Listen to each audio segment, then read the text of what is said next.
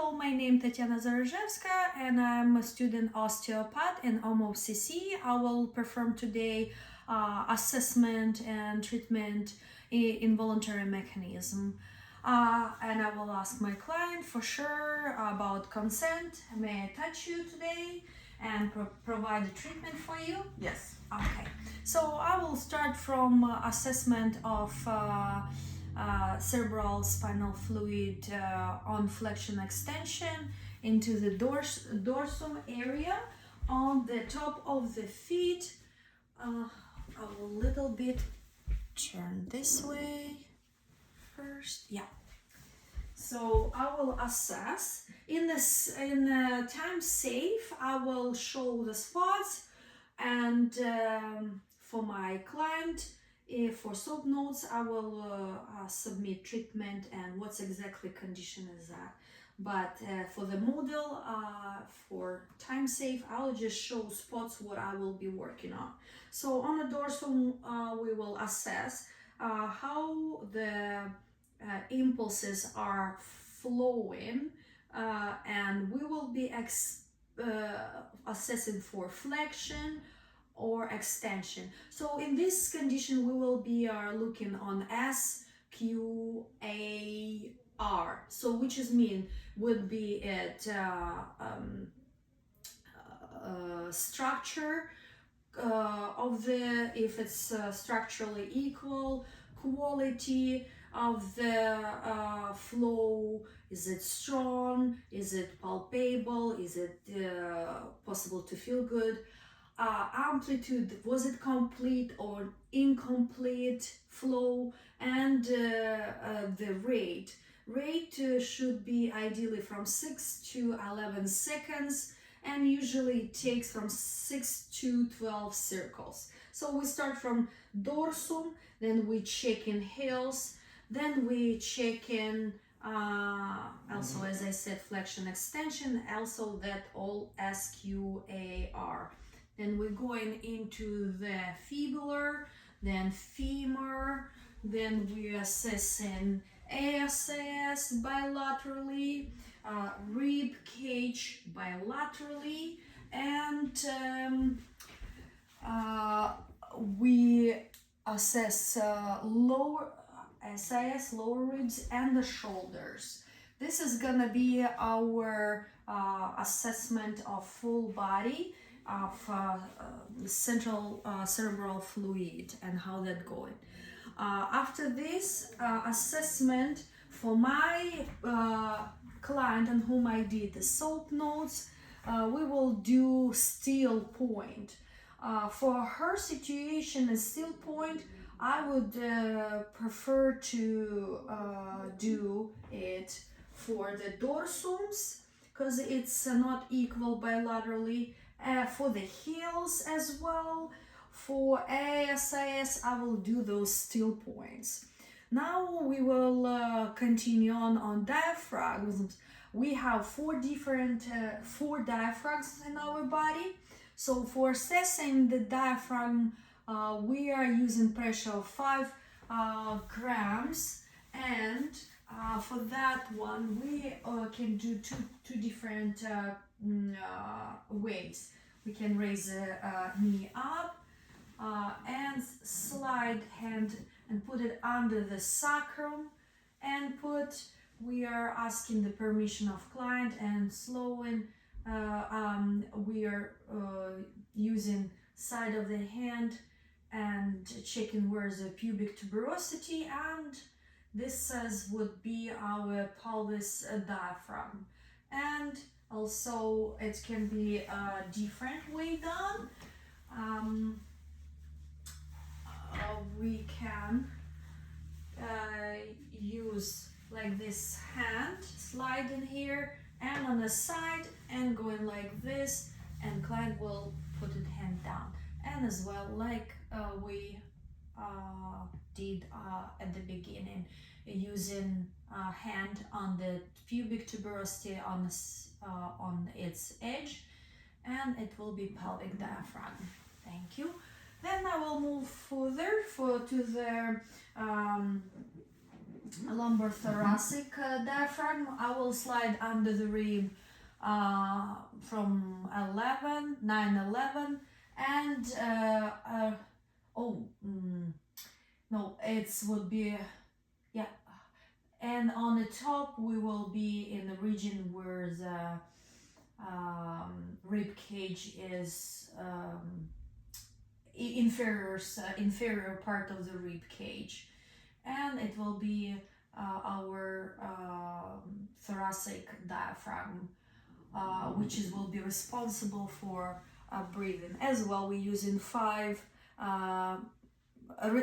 respiratory diaphragm. It will be 5 milligrams of pressure. And next one would be cervicothoracic diaphragm, where we are putting the hand in between C7,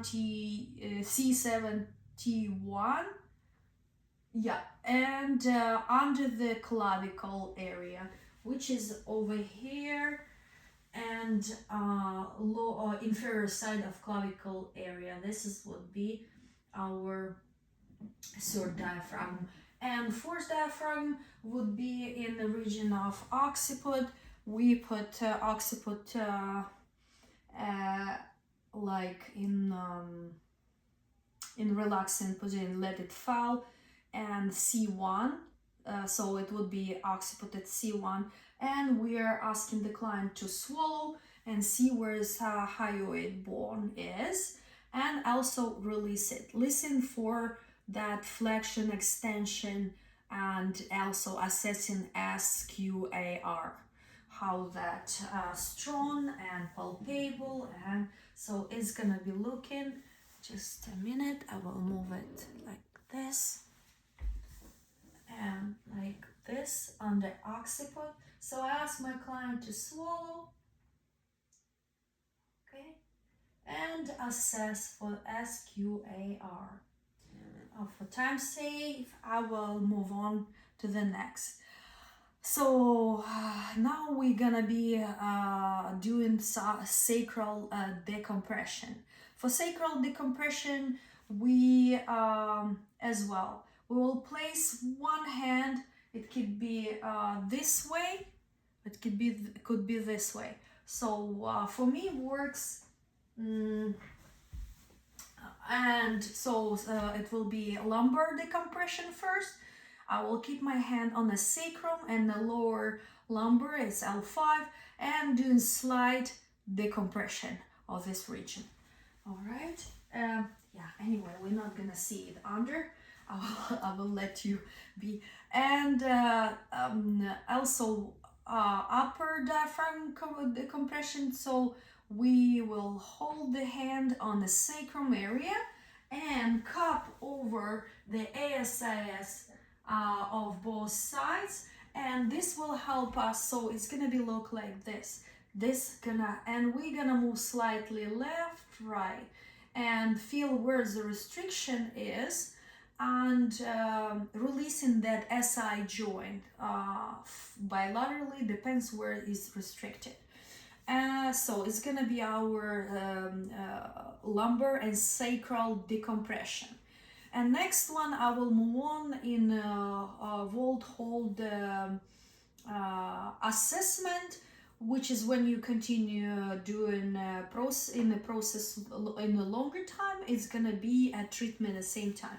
So for tentorium cerebelli, I will do hold 1 to assess tentorium cerebelli, as well, like listen inflection, extension, and how that SQAR in this situation good. Is it what side of the is not strong enough, or what is that? Is it flexion good? Is it fully goes into the flexion? So for Volt 1, we're gonna place our 2 fingers on mastoid process in the occiput area, and then other 2 fingers, one is middle finger, goes into the close to the side of the ears, lateral side of the ears. And then other finger, we are looking for soft area of sphenoid. We're looking for sphenoid bone, and the big fingers are just resting lightly in the parietal bone. So it's gonna be looking like that positioning. And so yeah, here we can even feel sometimes pulsating and soft tissue in this more softer than other areas. That's gonna be sphenoid bone. And we assess in tentorium cerebelli. Then the second wall would be, it's one hand would be under the occiput lobe, and then another one would be on frontal lobe. And we also need to feel that SQAR for symmetry, for quality, for amplitude, and rhythm. How good, strong that flexion goes, and which side is less or restricted. And the wall third, it's gonna be 3 fingers behind the ears, and big fingers is in the sphenoid bones. And this one will help us. So walled second will help us assess falx cerebellum, and hold 3 will help us assess a sphenobasicular synchrondosis. So, and then we're gonna move on to the treatment side and do occipital base treatment. So we can we have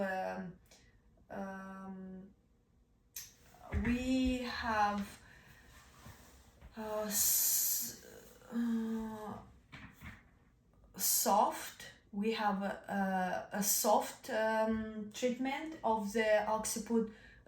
It's gonna be I won't show it on the client because anyway it won't be seen what I'm doing under, so I will show with my hand. That soft would be, it's more like we anchoring occiput into our hand, and as well we are going into the direction where that tissue, where that rhythm is going. So it's going to be, if it's flexion, we follow up, and then we feel it's done and wants to go to an extension, so we are going a little bit further on that flexion. The same with extension. If it's for example not fully complete amplitude and rhythm, we do in flexion, for example, it's gonna be 7. We are trying to bring it to further flexion, then we go into the extension.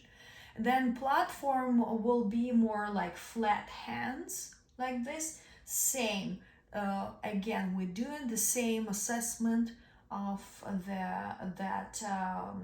parameters. And then gapping, it would be like we are wanna anchor on the occiput and going into C1, C2, and doing like this. We are disengage that tissue. And the last one, it's kind of stretch squat. So it's basically we hold the hand in the occiput and doing lateral slide into the, it's treatment for occipital condyles. Yes. So for another one, we have a dural tube. So it's gonna be Also, for my client, on whom I did soap notes, for my client for occipital, where we will meet restrictions in the area of the neck on the left side, and in to do the same, we kind of place in hands and let the occiput rest and head falling down nicely into the hands. We slide using slide traction and assess and feeling where the restriction is, and then going into the sacrum area and doing kind of same, assessing the dural tube. And then after dural tube assessment, we're gonna do dural rock or slide. Dural rock as well, it looks like one hand would be on the sacrum area and another on occiput. If it will be, we again listening on that nice flexion extension, we assessing SQAR, and we feel if it's going in flexion, for example, we going into the flexion one way and another way. So we're going together in the same mode, and we're going a little bit further to kind of extend rocking, like pushing, not pushing, but rocking further, but they need to be like one unity. Same then extension is going to up to the cervical region, and we're going together. Difference between dural tube and slide, or dural tube rock and glide, that rock goes in same direction on flexion and extension, and we push a little bit further on each movement. And a slide would be one is going first and another going second, and again one at first, another second. That was all involuntary mechanism video. Thank you for watching, and yeah, and bye.